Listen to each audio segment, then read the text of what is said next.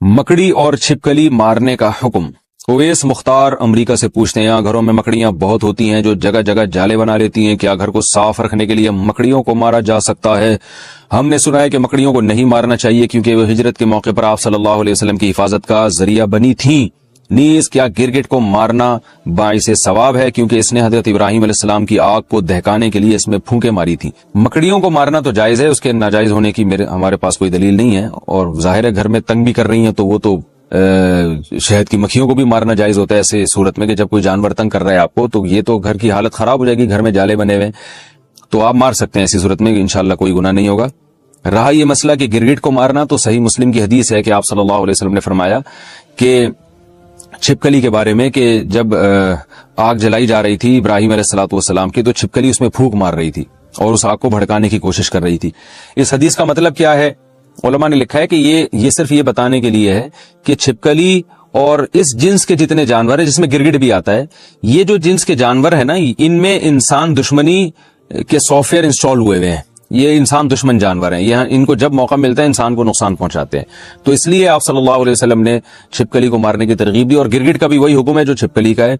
और आप सल्लल्लाहु अलैहि वसल्लम ने फरमाया कि जिसने एक बार में मारा उसको 100 नेकियां मिलेंगी, और जितने वार कम होते जाएंगे नेकी कम होती चली जाएगी। वजह उसकी यह है कि जानवर को जितनी कम तकलीफ देके मौत देंगे वो उतना ज्यादा सवाब है।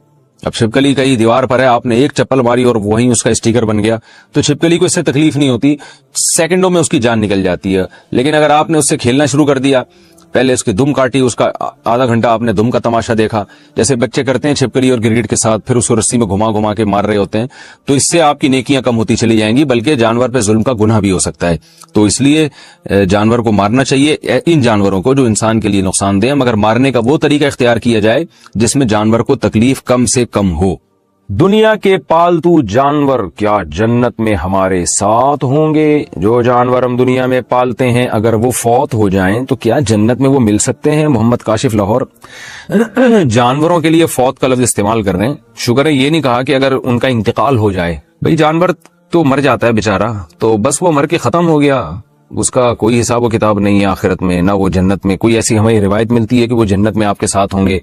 तो ऐसी कोई रिवायत नहीं है। अलबत्ता सही है मुस्लिम की एक हदीस है कि जानवरों से इतना हिसाब होगा कि किसी जानवर ने बेसींग वाले यानी सींग वाले बकरे ने जानवर ने बगैर सींग वाले को मारा होगा तो अल्लाह ताला उन दोनों को जिंदा करके इंतकाम लेंगे। एक रिवायत है। तो ये उलमा बयान करते हैं, ये भी सिर्फ दुनिया को दिखाने के लिए कि यानी इंसाफ में मुबालगा।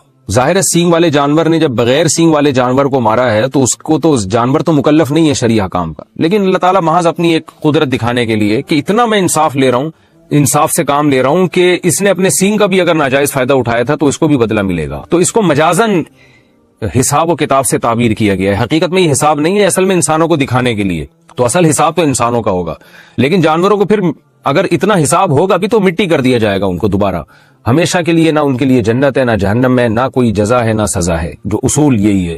तो ये सारे इंसानों के लिए हैं, लिहाजा जानवर मर गया तो खत्म, क्योंकि जानवर तो अल्लाह ने इंसान के लिए पैदा किया है, इंसान की खिदमत के लिए। तो आपने पाल लिया तो बस ठीक है, आपको उससे फायदा हो गया, थोड़ा सा मानूस हो गए, टाइम गुजर गया आपका। वैसे मैं जनरल नॉलेज के लिए एक बात आपसे कहता हूं। अच्छा, पहले मैं अपनी बात कंप्लीट कर लूं।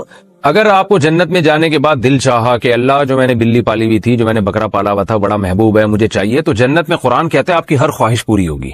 वलकुम फीहा मा तश्तही अनफुसुकुम, जिस चीज का दिल चाहेगा वो आपको मिलेगी जन्नत में। तो इसलिए अल्लाह किसी को उसका पालतू जानवर जन्नत में देना चाहे तो अल्लाह पे कोई पाबंदी नहीं है। मैंने तो सिर्फ एक उसूल और ज़ाब्ते की बात की है कि ऐसी कोई हमारे पास रिवायत नहीं है कि जन्नत में आपको यही जानवर मिल जाएंगे। बहरहाल अल्लाह हर ख्वाहिश आपकी पूरी करेगा। लेकिन वैसे मैं जनरल नॉलेज के लिए आपको एक बात अर्ज करूं कि जो हमारे मुआशरे में कुत्ते बिल्ली पालने का जो रिवाज आ रहा है ना, ये वहां आ रहा है जहां औलादे नहीं हो, बच्चे रोके जा रहे हैं। ये नेचुरल नहीं है। इंसान की इंटरटेनमेंट के लिए, उसकी तफरी के लिए, उसकी आंखों की ठंडक के लिए अल्लाह ने औलाद की नेमत रखी है। यहबु लिमन यशाउ इनासा व यहबु लिमन यशाउ ज़ुकूर। जिसको चाहता है बेटे गिफ्ट करता है, जिसको चाहता है बेटियां गिफ्ट करता है, और जिसको चाहता है दोनों गिफ्ट कर देता है। तो बच्चे क्यों नहीं पालते आप लोग? मैं हैरान इस पर होता हूं। मैं कहता हूं जिस घर में छोटा बच्चा है ना, इतनी तफरी है उस घर में, इतनी एंटरटेनमेंट का सामान मौजूद है कि उसको कुत्ते बिल्ली पालने की जरूरत ही नहीं होगी।